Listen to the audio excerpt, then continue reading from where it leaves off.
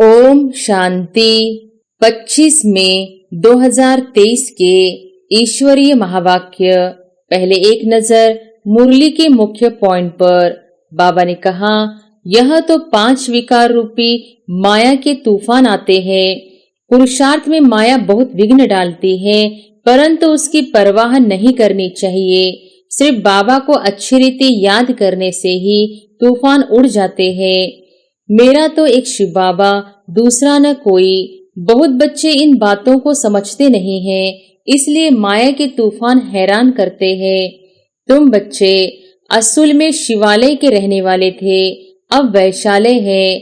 इस समय मनुष्य बंदर से भी बदतर बन गए हैं। मनुष्य का क्रोध बंदर से भी तीखा है। मनुष्य होते भी ऐसा काम करते हैं, इसलिए उनको बंदर से भी बदतर कहा जाता है। और फिर बाबा ने कहा, जो श्रीमत पर नहीं चलते तो माया उनको नालायक बना देती है।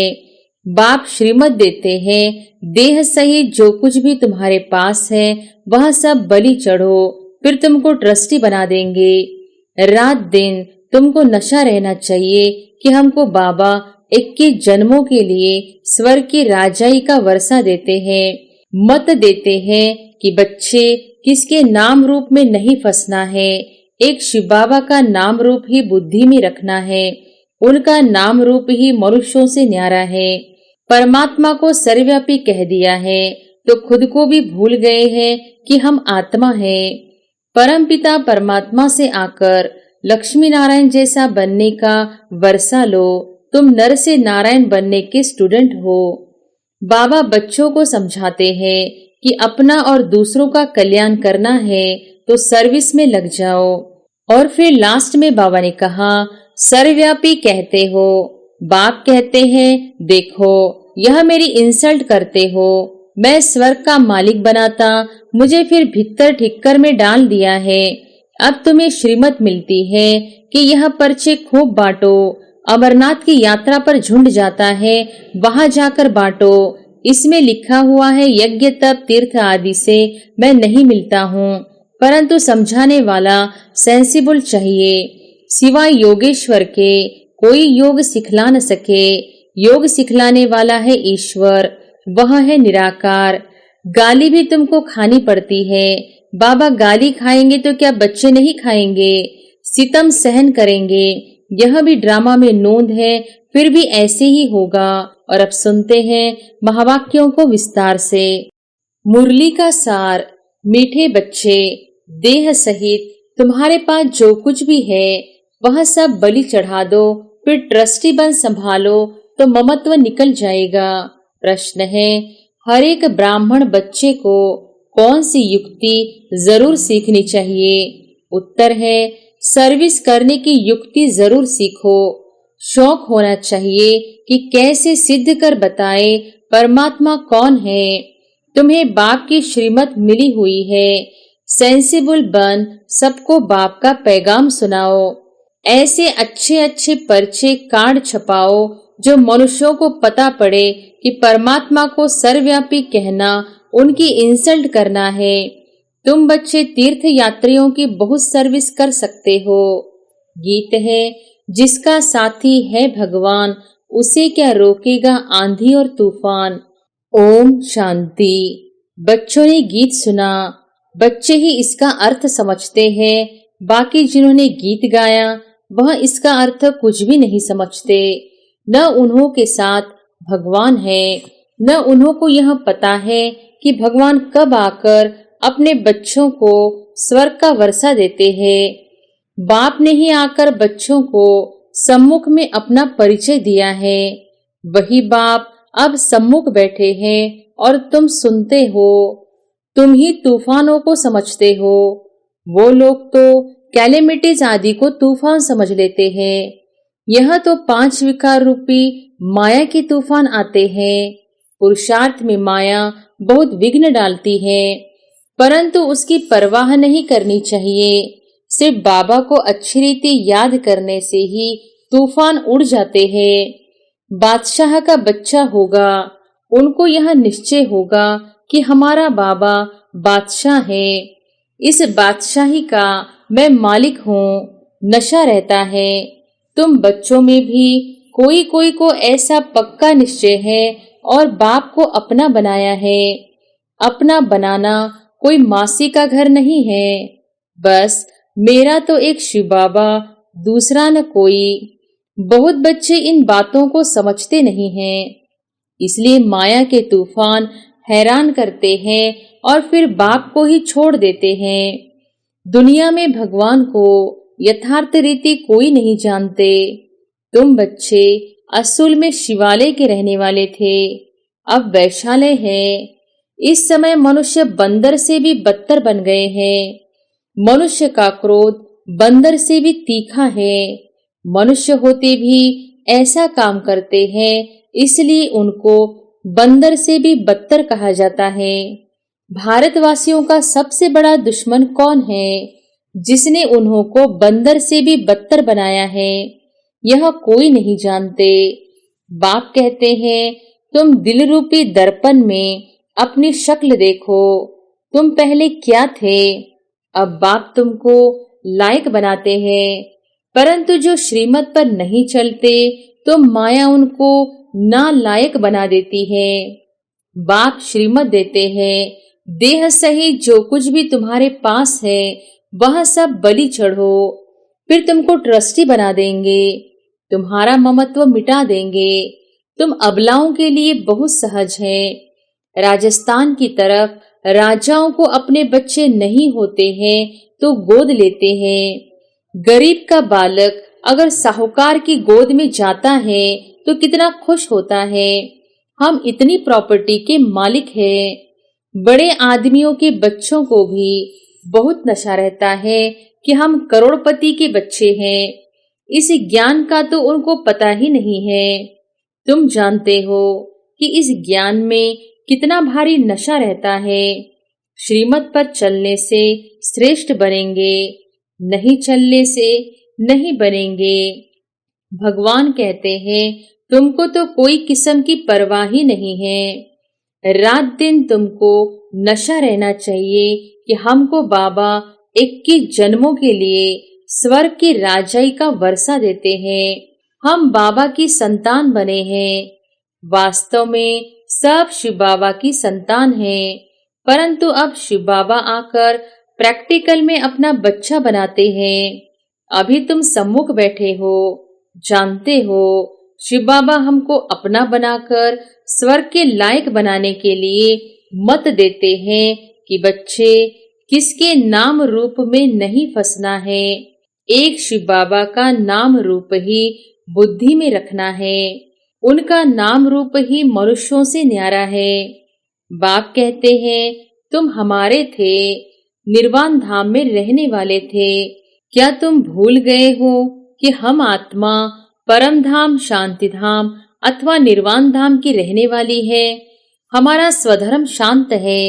यह शरीर ऑर्गन्स है कर्म करने के लिए, नहीं तो पाठ कैसे बजाएंगे।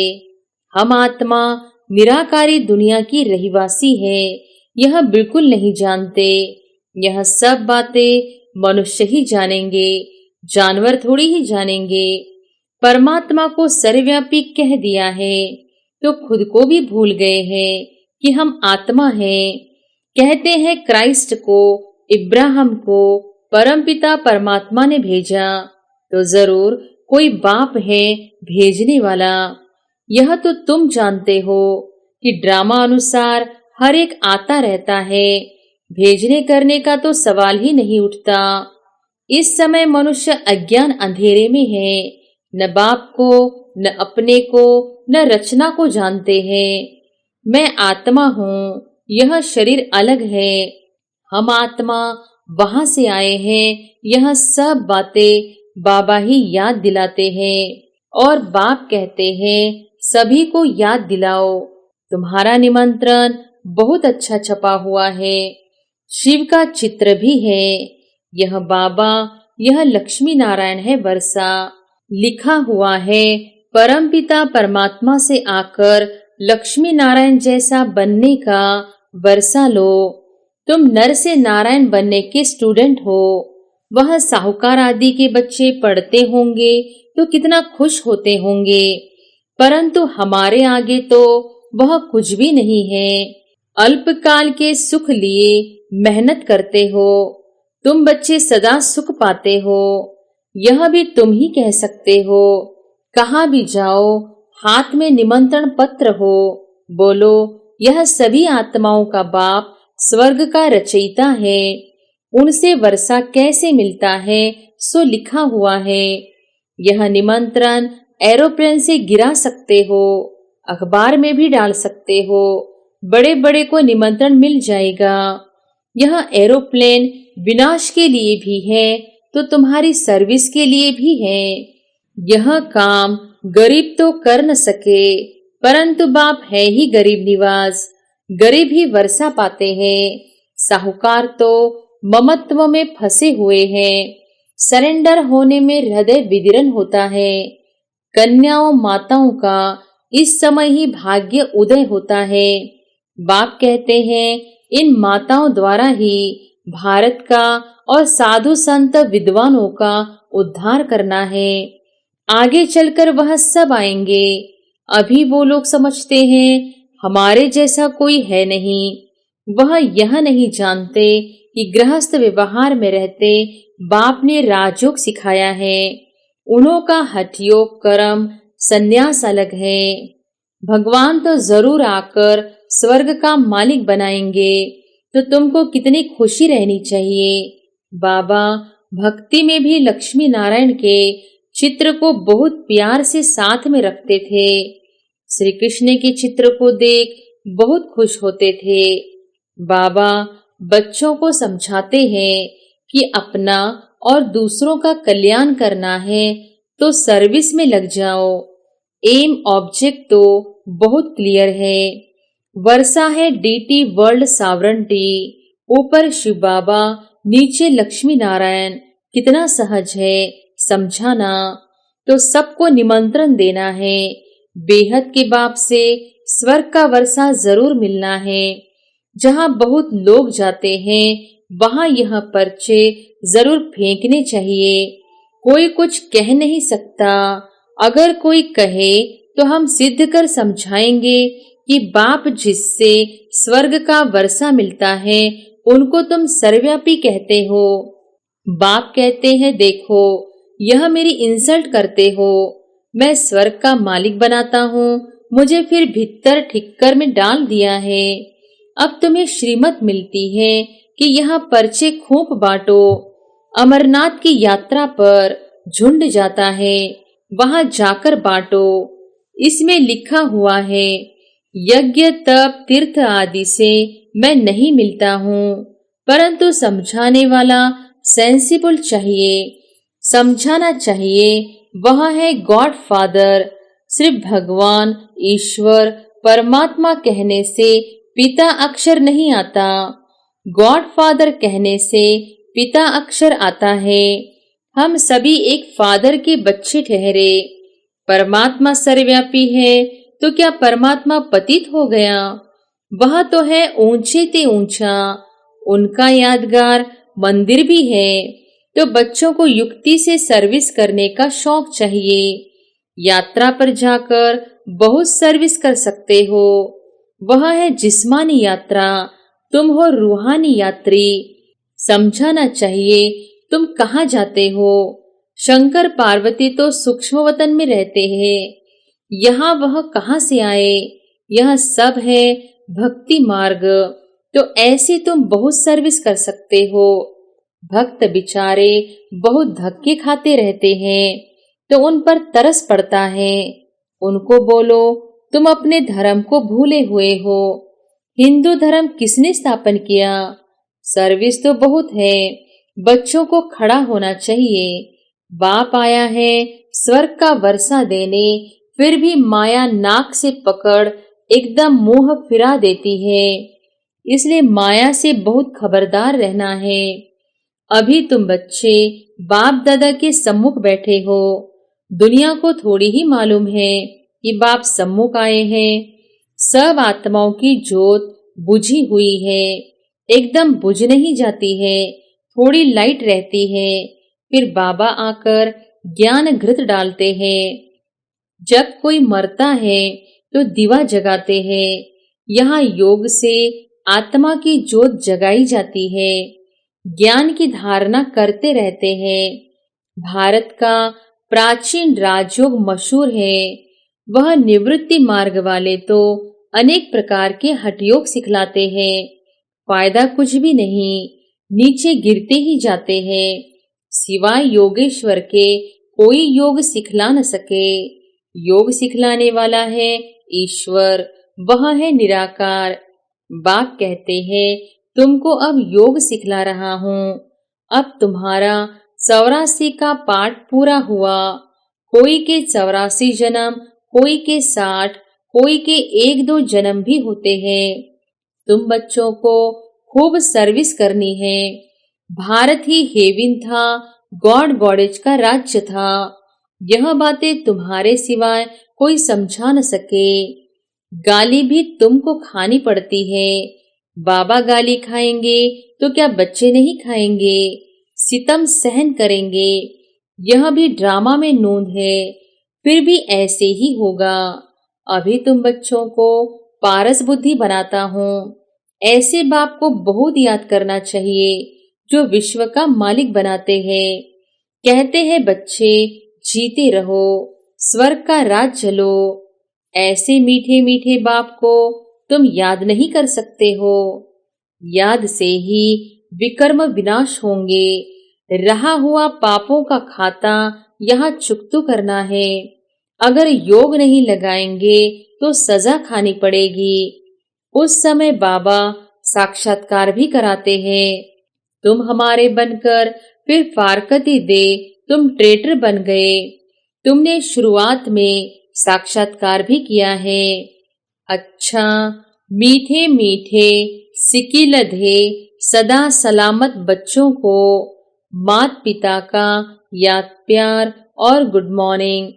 बच्चों को समझना है कि हम यह शरीर छोड़ स्वीट होम में जाएंगे। अब यहाँ रहने में जरा भी मजा नहीं है। अब हम बाबा के पास जाते हैं। बाबा को ही याद करना है। वहां से फिर स्वर्ग धाम में जाएंगे। यह यात्रा बड़ी वंडरफुल है। इसमें माया बहुत विघ्न डालती है। अच्छा, मीठे मीठे सिकिलधे बच्चों प्रति माता पिता बाप दादा का याद प्यार और गुड मॉर्निंग। रूहानी बाप की रूहानी बच्चों को नमस्ते। धारणा के लिए मुख्य सार। पहली पॉइंट, एक शिव बाबा का नाम रूप बुद्धि में रखना है और किसी के भी नाम रूप में फंसना नहीं है। दूसरी पॉइंट, माया के तूफानों की परवाह नहीं करनी है। मेरा तो एक शिव बाबा, दूसरा न कोई। इस विधि से तूफान हटा देने हैं। वरदान है, सदा यथार्थ श्रेष्ठ कर्म द्वारा सफलता का फल प्राप्त करने वाले ज्ञानी योगी तू आत्मा भव। सदा यथार्थ श्रेष्ठ कर्म द्वारा सफलता का फल प्राप्त करने वाले ज्ञानी योगी तू आत्मा भव। जो ज्ञानी और योगी तू आत्मा है, उनके हर कर्म स्वतः युक्ति युक्त होते हैं। युक्ति युक्त अर्थात सदा यथार्थ श्रेष्ठ कर्म। कोई भी कर्म रूपी बीज फल के सिवाय नहीं होता। जो युक्ति युक्त होगा वह जिस समय जो संकल्प वाणी या कर्म चाहे वह कर सकेगा। उनके संकल्प भी युक्ति युक्त होंगे। ऐसे नहीं, यह करना नहीं चाहता था, हो गया। सोचना नहीं चाहिए था, सोच लिया। राजयुक्त योग युक्त की निशानी है ही युक्ति युक्त। स्लोगन है, जिनकी दिल बड़ी है उनके भंडारे सदा भरपूर रहते हैं। अच्छा, ओम शांति।